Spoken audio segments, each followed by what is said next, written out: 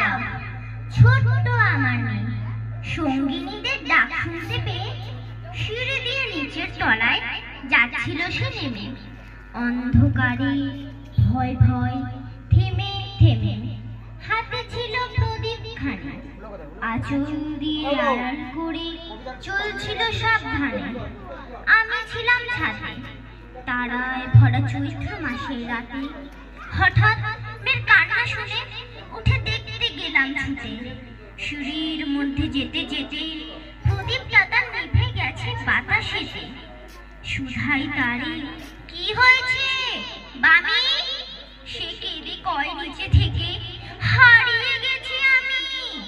তারায় ভরা চৈত্র মাসের রাতে ফিরে গিয়ে ছাদে মনে হলো আকাশ পানেছে আমার বামির মতোই যেন অমনি কে এক মেয়ে। নিলাম বরের আঁচলখানি ঘিরে, দীপশিখাটি বাঁচিয়ে একা চলছে ধীরে ধীরে। নিভত যদি আলো, যদি হঠাৎ যেত থামি, আকাশ ভরে